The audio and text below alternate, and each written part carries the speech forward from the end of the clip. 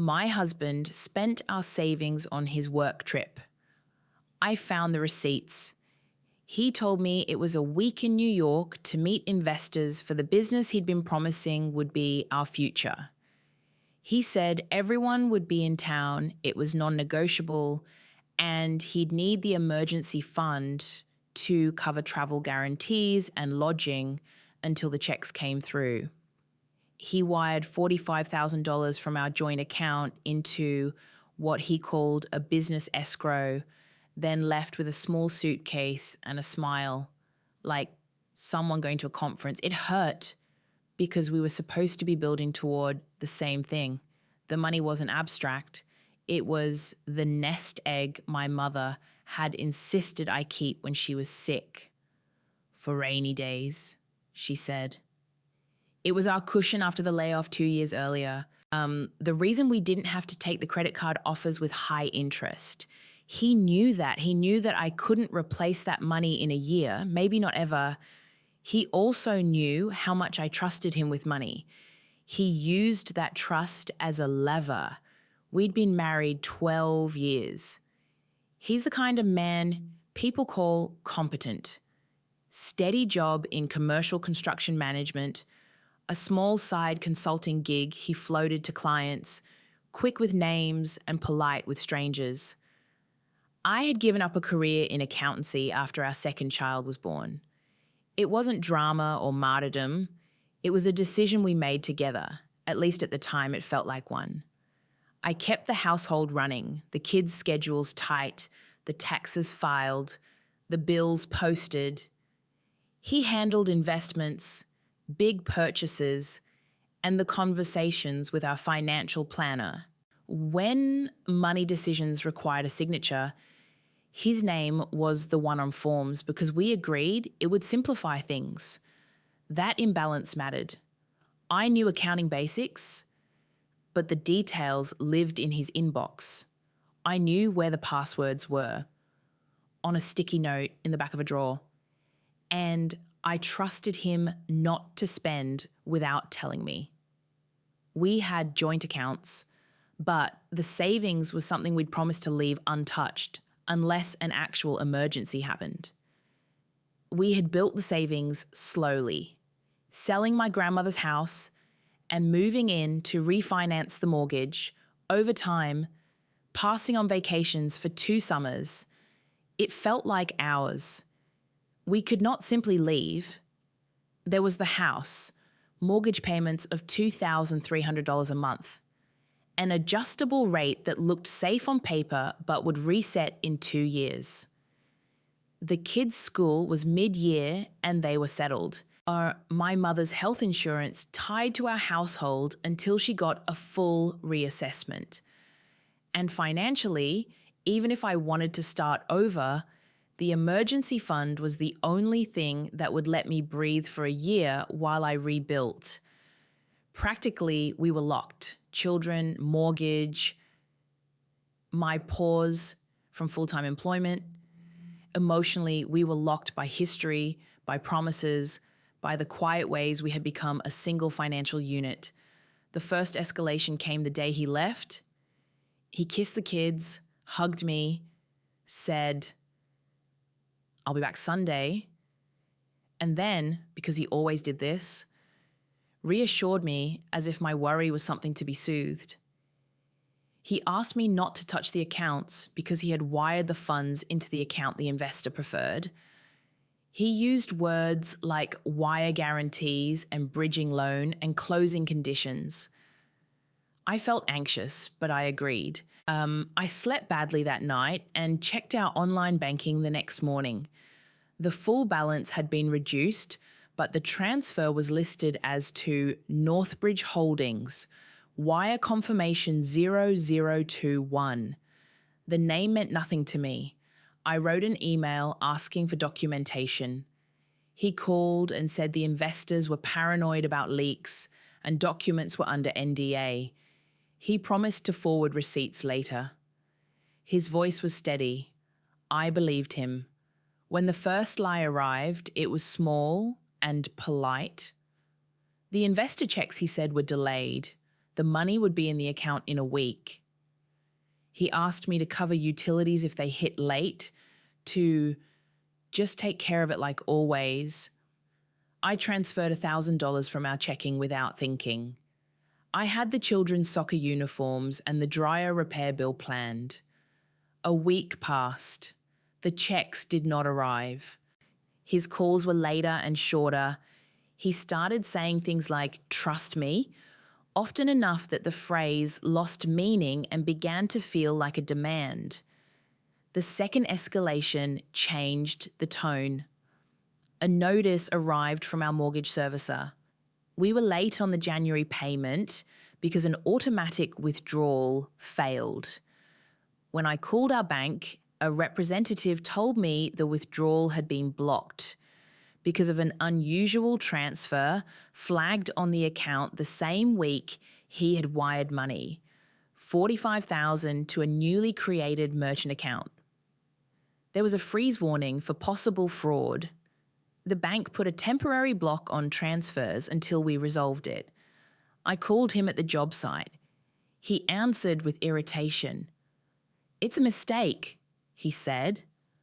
"The bank always does this paperwork. I'll go in today and clear it up." He was not going to the bank. So he came home late with a story about a partner meeting that ran over, kissed the kids behind my back as if apologizing with his forehead, and then fell asleep on the couch. I started to look for paperwork. I checked the junk drawer for receipts, the email account he used for business, the filing cabinet. I found nothing. His briefcase was packed with the usual: blueprints, a tablet, a small leather notebook filled with construction notes. I found an envelope with airline tickets and a boarding pass from a domestic carrier, dates that matched his week in New York, but no hotel booking that matched the expense, no invoices from Northbridge. His laptop password was familiar, but the investor email was empty of confirmations. He called it administrative delay. The third escalation arrived when his mother called. She sounded different, sharper in a way I hadn't heard before, and asked if I had seen the bank statements. She said she'd noticed that the transfer had cleared into a private account and that someone at her book club had heard the husband of a friend was taking big city trips. There was an implication, not a statement. He was spending beyond what he'd told us. When I raised it with him at dinner, his response was to ask me if I was being jealous, as if curiosity equaled accusation. He'd do it again.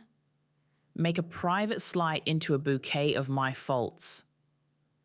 "Why are you reading the statements? Why are you making this into something it's not?" I reacted by trying to prove him wrong. I called the numbers on the transfer confirmations. I logged into his credit card account, which he had kept as a business card, and I examined charges.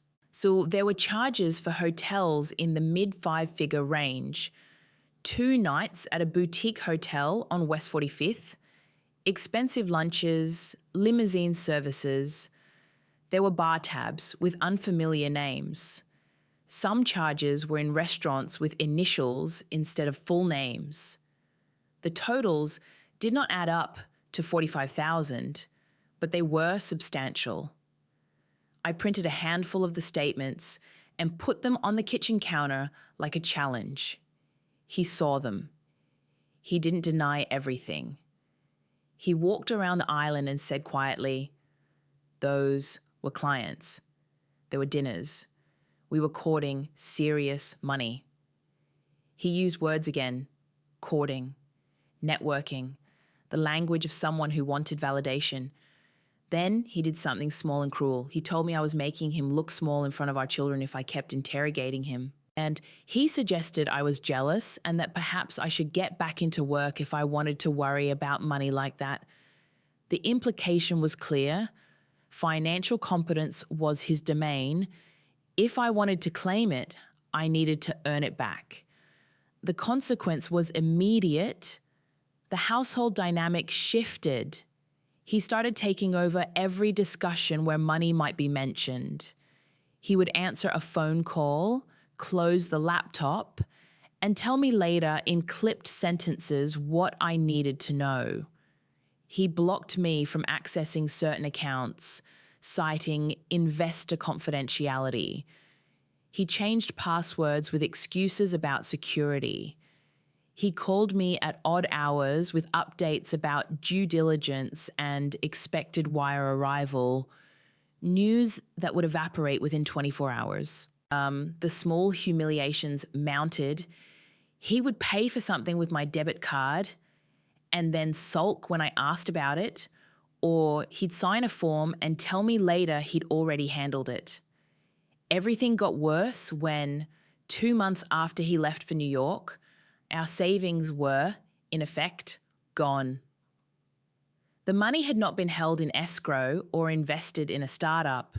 It had been distributed across multiple accounts and cash withdrawals that traced back to a gentleman's club in Atlantic City and to a high-limit poker room in a hotel casino. There were cashier's checks made out to names I didn't recognize and a wire to an entity that, when I looked it up, was primarily a shell company with local listings in 2 cities where he did not work. The discoveries were granular and awful. Each receipt I found, lodging for 3 nights at a casino hotel with a separate line for private room service, a taxi folio with a destination that was not in Manhattan but across the Hudson, felt like a small incision. My reaction swung between anger and a cold, mechanical panic. I started to catalog things. I photographed the receipts. I made copies and put them in a folder. I wrote down the serial numbers of cashier's checks. I called our financial planner and used the least personal language I could. There's been a withdrawal. I need help. He suggested legal counsel and put me in touch with an attorney who specialized in marital finances. The attorney's primary advice was practical. Get evidence, put a temporary hold on joint accounts, document the withdrawals, and refrain from making any large purchases. The lawyer's calm competence steadied me for a moment, but there was a cost I hadn't expected. Suddenly, the rest of our lives looked like items on a ledger. Kids' extracurriculars, the mortgage, heating bills, each became a line item in a war I had not asked for. The next betrayal was interpersonal. He started to exclude me socially from the things that would have given me leverage. He wasn't just hiding money, he was editing me out of conversations, dinners, and family meetings. At a holiday brunch with his side of the family, he gave a speech about a future project and publicly thanked a business associate for their support. He smiled and drank and looked like a man who belonged there. I was not given a seat at the table. His mother later texted me that he had been under a lot of pressure, that they were proud of his hustle, that he was doing what men do to secure their families. The words stung in a way I didn't expect. They made me feel ridiculous for wanting the truth. I reacted by trying to create pressure where I could. So I informed the accountant who did our taxes about the transfers, so any future filings would be flagged. I called the school to move the kids' auto payments to my account. I opened a small savings account in my name only and began to direct check deposits of the part-time work I took. He noticed the account and accused me of punishing him. He accused me of sabotaging the family's image. He used the children as a shield, making his absence feel like a sacrifice I could not deconstruct publicly. The consequence was not legal yet, but it was real. My social capital eroded. Friends began to take his side when he told a version of events that painted me as anxious and controlling. He's under stress, they would say. We give him room. The phrases were empathic, but they excused his secrecy. I began to get smaller in my own life. I'm careful not to provoke, measuring what I said at gatherings. The worst was that his narrative of a man chasing opportunity and being hampered by a wife who didn't understand started to feel plausible to others, even as it felt false to me. Escalation continued. He started to claim debts in my name that I hadn't authorized. Small things at first, charges to our joint card after I told him to stop. Then larger, a subdivision of our credit line that showed as used with no receipts tied to tangible refinancing or home improvements. He told me there were contractor deposits. He showed me a few invoices that matched small percentages, but the math didn't fit. When I pushed, he got angry in a way I had not seen. You want me to account for every dollar? He asked, the sarcasm like a shield. I'm doing the work. He slapped a folder down on the counter to make the point that he had been handling complex matters and that my questioning was naive. My reaction, beginning to feel like one repeated loop, was to conserve what little leverage I retained. I called the bank again and arranged a freeze on new transfers out of our joint savings, citing suspicion of fraud. The bank responded with the bureaucratic speed of a machine. Forms, verifications, a visit required from the primary account holder to sign documents. He refused to go and said I was being dramatic. The freeze request languished until one morning he told me the bank had released the hold because he had been able to verify the transactions. He had apparently clarified things. I asked how. He said he had met with a bank officer and explained the investor arrangements again. That was the humiliation. He had walked in and explained things alone, and the bank had believed him. I had to make phone calls to undo his aloneness. Each call felt like walking a tightrope. The bank required signatures and identity proofs and, repeatedly, the mail name I'd given to them as primary in years past. The system was not malicious. It was simply designed around precedent. The person who managed the accounts was a man. He had the receipts the bank wanted, and he used that to his advantage. The low point arrived not as a dramatic scene, but as a slow exhaustion.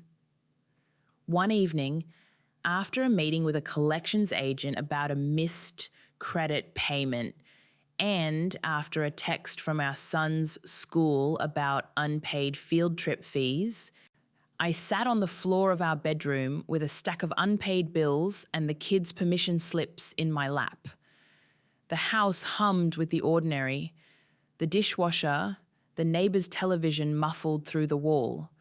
I felt unmoored in a precise way, like a hand being removed from my center of gravity. He had retreated. He was rarely home, or when he was present in a way that made no room for me to speak. He would stand in the doorway and read the paper, or he would say, "I'm sorry, you're stressed," as if that closed the subject. The tangible sign of the low point was a letter from the bank telling us the adjustable rate reset would increase our mortgage payment in 20 months and that the bank would need a plan if we couldn't guarantee payment. I felt trapped because the only thing standing between us and real instability was the money that had disappeared. I had lost leverage. The bank believed him. The community began to think I was overreacting, and he had the mobility to be the busy partner while I handled the fallout. Then, by mistake, something changed that shifted the balance. It was a small, stupid mistake. He had left his jacket in the car, a leather thing he always forgot, and I took it out to hang it because the night was wet. When I reached into one of the inner pockets to pull out receipts to tidy them, my hand hit paper. I expected a gym receipt or a note. Instead, there was a small manila envelope.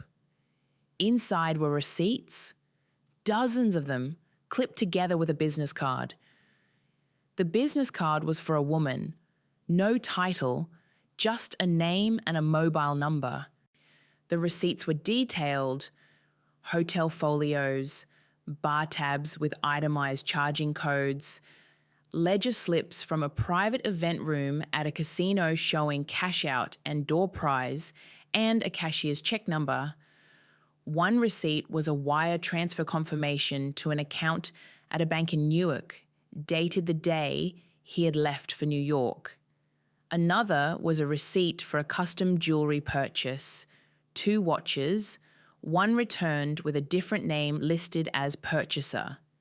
I did what anyone desperate enough would do. I sat in the car and read every line. The receipts told a story he had not told aloud. The work trip was a network of nights in Atlantic City casinos, dinners at private rooms, and payments to people and establishments that had nothing to do with investors. The amounts matched the missing $45,000. There was a credit card imprint, his signature. The manila envelope was, in its very ordinariness, a mistake. He had meant to carry it with him, to file it away later, or to burn it. He had not. The shift felt surgical. I didn't call anyone right away. I drove home and sat on the couch with the envelope balanced on my knees, like a verdict. Logic and fear argued in my head. If I confronted him with receipts, would he deny and then destroy the trail? Would he fly? Would he become violent? I thought through the worst-case scenarios in a pragmatic way because emotion was not useful in that moment. Planning was. I took photos with my phone, time-stamped them, and uploaded them to a little cloud account under a username only I knew. Then I made a copy and slipped the originals back into the envelope and placed it where he would not find it quickly. In the small, safe deposit box key I kept in my jewelry drawer behind a necklace. Then I did the thing the attorney had advised. I did not speak in accusations. I made steps. I called the financial planner first and sent the photographs. He answered with immediate professionalism and asked me to forward everything I had. He arranged an emergency call with a lawyer he trusted. The lawyer told me to do 2 things: document and secure. Documentation meant a certified copy of any statement, a trace of where the funds had gone, and witness testimony of his absence around the transfers. Secure meant freezing joint accounts and opening legal proceedings to get a temporary restraining order on the use of joint assets. Mate, he was not expecting the receipts. When I confronted him the next morning, I had the lawyer on speakerphone and the planner on the line. I did not scream. I read from the receipts, one line at a time, and I let the timing of the words do the work. The receipts were quiet and factual. The names and sums were impossible to refute. I said, "Where is the money?" I let it sit. He tried the old lines. "It's complicated. Wait, it was going to come back. Investors can be secretive." Then he tried to charm, then to attack. But the receipts sat between us like a stubborn, immovable ledger. When he reached for the simpler denials, I supplied a simpler response. I had copies, I had sent them to counsel, and the bank had been contacted. The presence of third parties made his usual tools, gaslighting, deflection, less effective. The consequences of that turning point were procedural and immediate. The bank reopened the investigation with the new documentation and, for the first time, took the signature matches seriously. They placed an extended hold on transfers and agreed to look into whether any of the amounts could be reclaimed through chargebacks or reversal of fraudulent wire transfers. Not everything was recoverable. Wire transfers are designed to be final, but some of the cashier's checks had not yet been cashed. The lawyer froze a complex web of financial movement enough to blunt its velocity. He reacted like a man running out of options. He started to apologize in public and to friends, but it felt like a performance. When his father visited and saw the receipts, the copies I had shown our financial planner and later sent, he did not defend him. The old family loyalty that had kept him buoyant turned into a quiet disappointment that carried more weight than anger. There were calls from people who had once laughed with him at dinners. Many answered in measured tones, their surprise thinly veiled. The next consequence was legal. We filed a petition for temporary support and exclusive use of the house. It was messy and bureaucratic.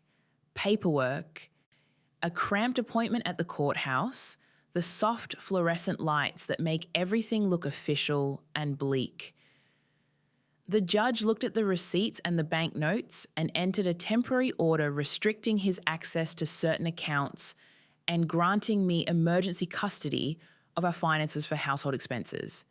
It was not full justice, it was a pause, but it bought breathing room. We did not go to dramatic public hearings. There were no televised confrontations or grand revelations in a parking lot. The slow work of consequence was transactional, credit card disputes, negotiations with the mortgage servicer, monthly court dates. We sat with mediators who asked us to itemize every expense.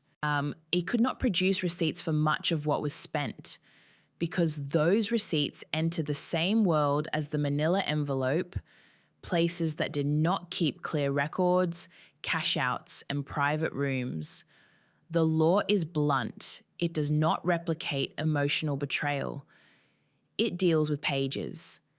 The receipts became those pages. The next wave was quieter, but cleaner. The community's view of him changed in incremental ways. People I had thought might shame me for making a fuss instead asked about the bank's investigation. A few friends I had lost reappeared, hesitant and careful, offering practical help like rides or recommendations for evening childcare so I could go to work. My parents came with food and a blunt, helpful energy I hadn't realized I needed. The children adjusted faster than I expected. They noticed Dad was not around as much, but noticed also that our day-to-day continuity remained. The money was not back, but the immediate bills were being handled. What happened between us was not a story of clean revenge. There was no dramatic public shaming or grand conversion on his part.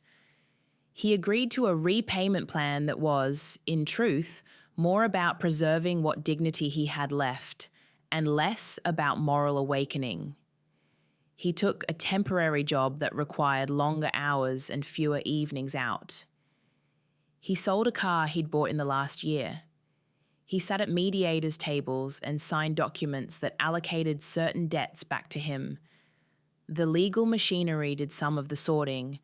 I did the rest by arranging practical things that moved us forward.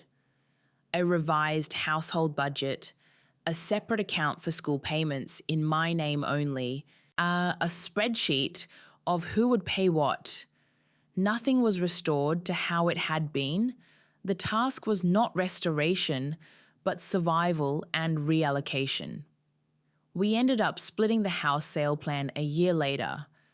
The market was reasonable and, after legal fees and the mortgage, the sale recovered enough to cover the worst of the shortfalls. He contributed what he could, court-ordered and unglamorous.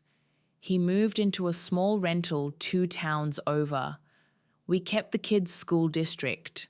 Moving them would have caused more trauma than the stability the sale offered. The settlement was not generous. It was realistic. The emotional consequences were subtler. Trust, once fractured like glass, does not mend by law. I found myself attentive in ways that were new. Reading emails, watching for bank alerts, keeping detailed records. When I returned to bookkeeping work part-time and then increased my hours because I wanted to be able to make decisions without asking permission or explanation. That change was practical and, in its own way, liberating. It was not revenge, it was an investment in a capacity I had let atrophy. He suffered socially and professionally in smaller, resonant ways. Contractors who once sought him out were less inclined. Invitations to dinners thinned. His friends asked fewer personal questions. None of that was a punishment, we wrote. It was simply the consequence of being exposed and the delicate social currency of trust evaporating. There were losses I could not get back. My mother died while this was unfolding. Her funeral was a small, private thing because we could not afford more. I did not get the chance to tell her the whole truth of what had happened. She knew something was wrong. She had urged me to check the statements. But she died before the receipts were formally catalogued into any court file. That absence is the low, quiet bruise under the rest of the work. There is a place at the table where she would have been practical and sharp and unsentimental about the money. I often imagined her saying, "You did the right thing," and for many months I needed to hear it. At the end of the process, there was no catharsis. We signed documents and split rooms and rearranged holidays with a pragmatic solemnity. We learned to speak politely in mediation rooms without raising our voices. There were no speeches. There were actions, payments, enrollment forms, rides to soccer practice that mattered more than apologies. The receipts remained photocopied in a folder in my lawyer's office. Their lines of numbers, a factual ledger of choices made. They stopped being the thing I clutched like evidence and became part of the administrative bedrock of our separation. A year after I found the envelope, I was sitting at the kitchen counter with a cup of coffee and a planner open. The children were at school. He was picking up his things from the garage for an early shift. He walked through the kitchen and paused. It was an ordinary moment, small and human. He looked tired, perhaps genuinely, and he said, almost without looking at me, "I'm sorry." It was not a dramatic plea. It was an unadorned sentence, like a weather report. I nodded. It was enough. I did not forgive like a switch. I did not keep the receipts like trophies. I had them, yes. But what mattered now was continuity for the children and the ability to sleep without imagining the worst. We had been through a collapse of assumptions and we rebuilt with different materials. Two things stuck with me from the whole episode. One was practical. Keep records and know your financial standing. The other was more stubborn. Betrayal does not always arrive with the theatre of revelation. It often accumulates in small lies until the ledger shows what words had not. People who harm you often rely on the slow erosion of the obvious. The receipts were a small, plain object that made what had been diffuse suddenly precise.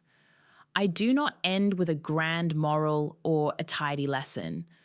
There are parts of me that are angrier than they used to be, and parts that are more capable. The kids do not carry the burden of grown-up mistakes, and that is the clearest salvage. We are not the same family, but we are a version that attends. We keep records, we have clearer boundaries, and we take no one's words for final truth without evidence. If my story helps anyone, I hope it is in the small practical ways. Check the accounts, save copies, make sure names and signatures are verified, and not as a sermon. If you are in a similar place, your path will be different because the facts, timing, and choices will be different. I can only offer what happened to me. If you found this helpful, please leave a like. If you want to hear more personal stories like this, consider subscribing. And if you've been through something similar, I'd like to hear about it. What helped you keep going?